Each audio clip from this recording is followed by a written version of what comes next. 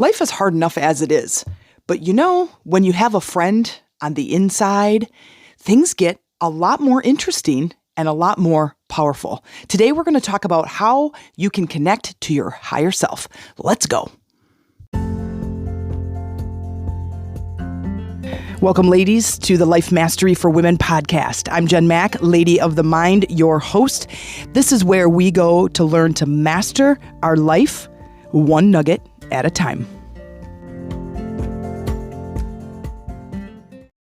Hey ladies, it's Jen Mack, Lady of the Mind. Welcome to today's episode where I hope I am finding you deeply connected to your higher self. And if you're not deeply connected to your higher self, then it is my intention that in today's episode, I give you just one nugget of inspiration towards your transformation.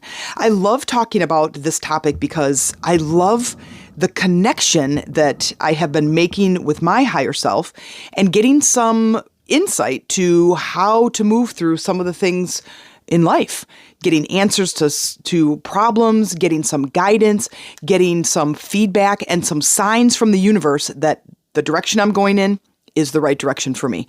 So today I want to give you a list of different ways to connect to your higher self, as well as things that you can ask to know that you're connected. We already know that we are a spiritual being tucked away inside a human body.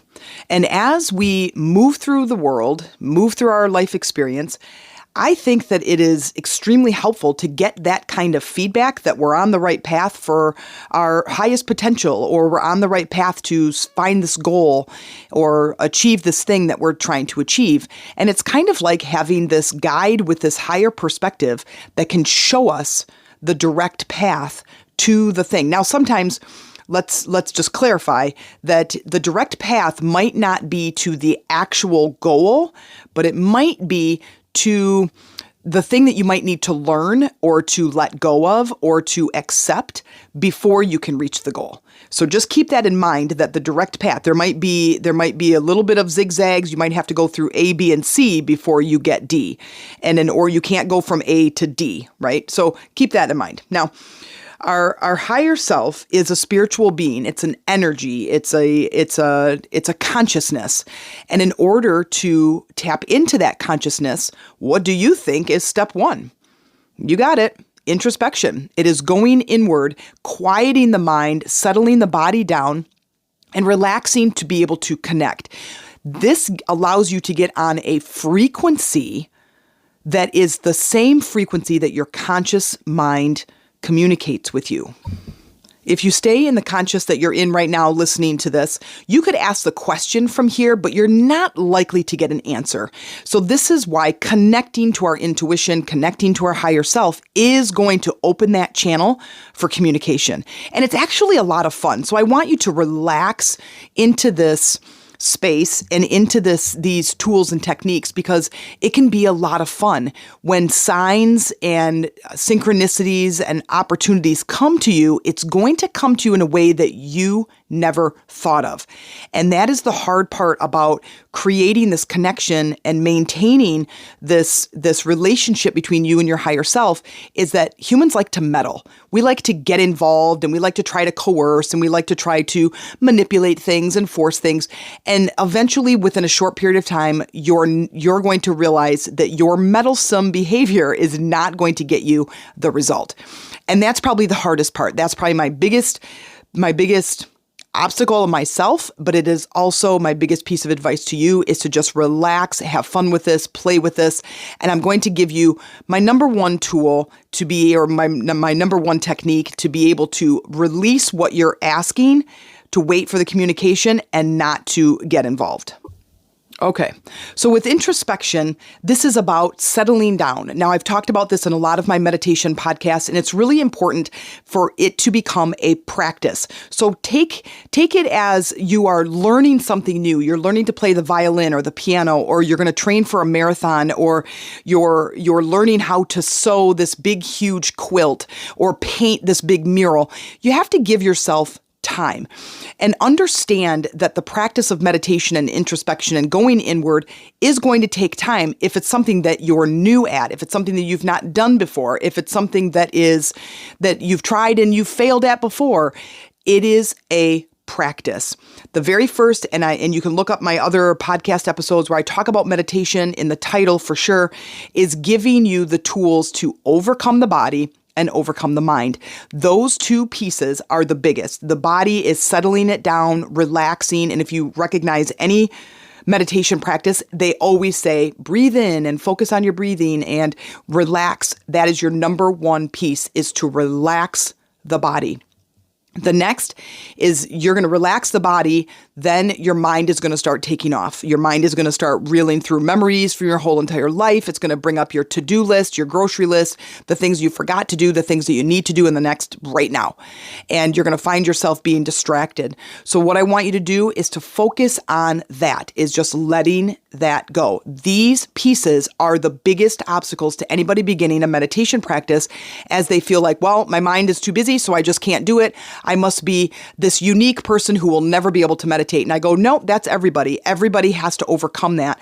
The older you are, the more distracted you are, the more that you have allowed yourself to be in this human body, in this human existence, the harder it's going to be. So please understand, those are the two giant obstacles. But I will tell you this, it is worth it.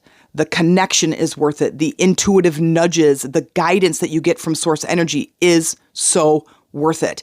Then your life just gets into this flow as you continue to connect with your intuition and connect with your higher self. As you get these nudges to move forward, it becomes a lot of fun. Life becomes fun. And I don't know about you, but I want my life to be fun. So outside of introspection, that's part of building a meditation practice. You can see a lot of my podcasts talk about meditation. You can learn from there. This one, I want to just stay with the techniques of connecting to your higher self. The next is setting the intention. If you want to learn more about setting intentions, I have lots of podcasts early on. There's one that's number 3 in the very early episodes that's called Stop Throwing Dog Poop. It's all about setting your intention. Set the intention that you want to connect to your higher self. The energy in which we create our life is what we put into our life. And so if we're thinking, I just can't do it, your life goes, okay, you can't do it. But if you say, I set the intention, or I intend to connect with my higher self, you're more likely going to be able to make that an easy connection versus if you say, I can't connect, or I can't meditate, or it's too hard for me. That's going to shut the ability and kink the hose, if you will. The next one is to continue to practice. Now, I pretty much belabor this in every single episode, is continuing your practice. Continue to go inward. Continue to set the intention until it works for you. The words that I use might not be the words that you use to describe your actual experience. So I want you to kind of listen to how I explain it, because those are the words that I would use to explain my experience. But figure it out on your own. Really go inward and start to play with your mind and the thoughts and the awareness and the focus. As you become more aware of your inner universe, the more power you're going to have at your fingertips. Okay? So when you practice, understand that it's practice. You're starting to play tennis for the very first time, and you have to try these overhand hits over and over and over again, or you have to try the serve, you have to try the backhand. Try it like that. Today, I'm going to sit for 5 minutes and I'm just going to calm the body. Then I'm going to sit for 5 minutes. I'm just going to calm the body and the mind and just keep practicing. The next is, this is where it gets fun, is when I connect to my intuition, I go through this whole routine and I use incense because I like the visual of the incense, and I also love the smell. I have a very strong sense of smell. And first I clear the space that I'm working in. So whatever, the bedroom, the living room, the office, doesn't matter. The car. And I say, clean and clear the space of any and all negative energy, allowing only love and light to enter here. Allow me to connect intuitively for guidance, support, and messages. When I say that, as I am using, one hand is holding the incense stick, the other hand is waving the smoke from the incense around the room as I'm cleaning and clearing, is I can feel it in my body. My heart literally opens up. It's like this portal. I know that then in that moment, I am connected intuitively. From there, I want you to create your own practice, your own phrase, your own saying. You can adopt mine if you want and tweak it to match yours. But it really does help me to connect intuitively. I do it before every call. I do it before I record. I do it before when I'm going to ask a question, when I'm trying to find an answer to something. And it's important because it sets the intention and it connects me. So instead of it just being this mental conversation, I can feel it in my heart. Then I know that my energy and my frequency is matching. So I want you to find some sort of a practice like that, something that works for you. The next is asking for signs. So I, of course, am an entrepreneur and I have a business, I have a podcast, I have a YouTube channel, I have a coaching program, I run events, I have Facebook groups. And when I'm looking for direction, I first set the goal. Like, what is it that I'm wanting? Do I want more clients? Do I want more money? Do I want more freedom? What is it that I'm looking for? And in that moment, when I'm clear about what it is that the desire is, then I ask, as I'm visualizing and meditating about that desire, as I'm asking higher self, show me signs that I am on the right path. Show me if this is the right direction to go. And sometimes I will go even further as to say, make the sign crystal clear so I know exactly if I'm on the right path or not. Or show me the answer 3 times in a row. And it'll be 3 different ways. I had a friend who was looking for a trip. She was trying to go on vacation. And so she had set her intention about, I want a vacation that's going to be calming, but yet increase some personal development. I want a space that is beautiful and serene and maybe make some great relationships. And so I would really love to know where in the world, anywhere in the world, I should vacation. And I forget how it goes, but she was like in traffic or something and saw a bumper sticker that said something about Italy on it. Then she was at the grocery store and she was at the deli and the guy behind the counter was talking about Italian bread.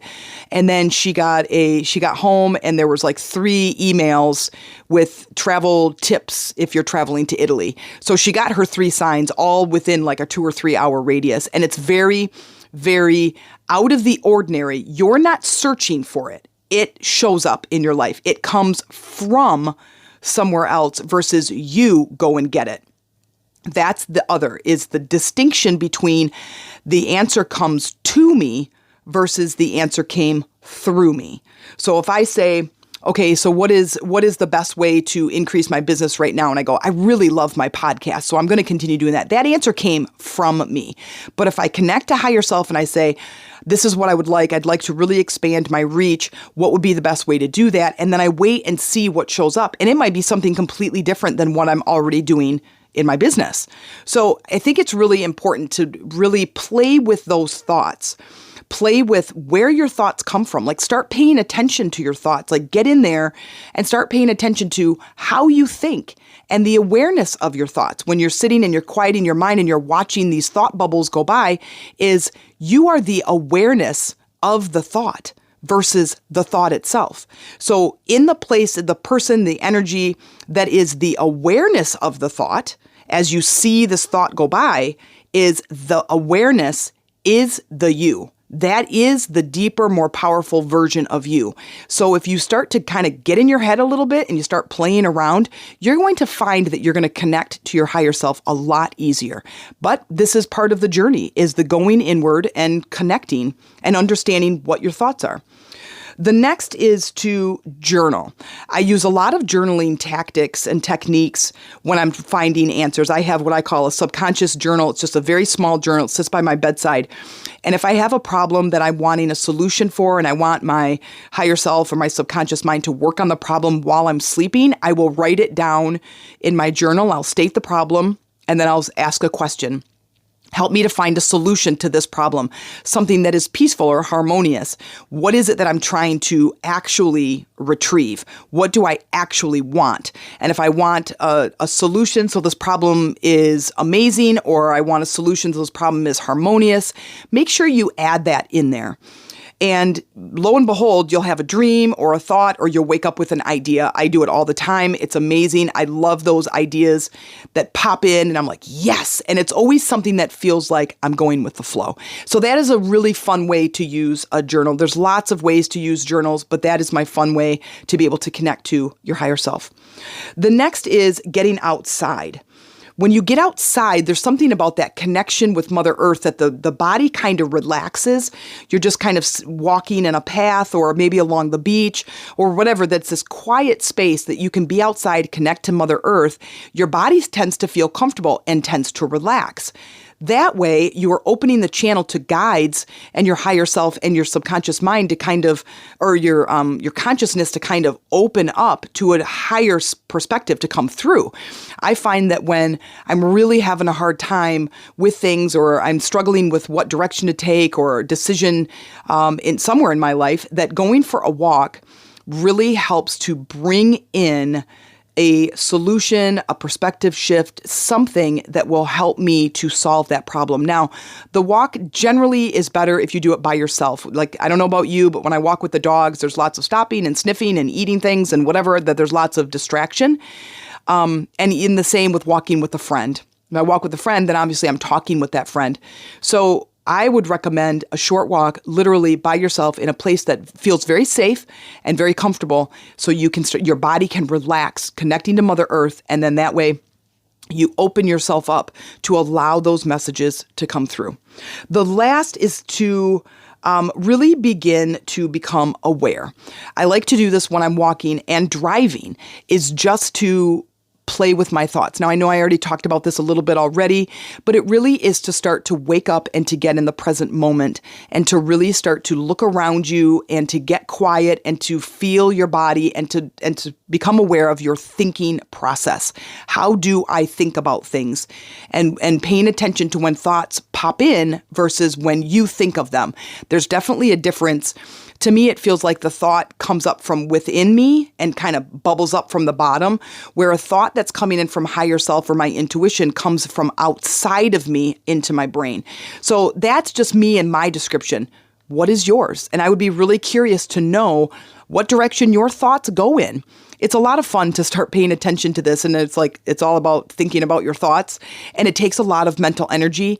But like I said, the power that's on the other side that you will have at your fingertips is quite beautiful. And the guidance and the messages and the support that you get from your source, from your higher self, from your intuition really is a wonderful thing. It really brings your life into the flow. And just think, if you did this all the time and got your, the next point of attraction and the next, it's like a GPS.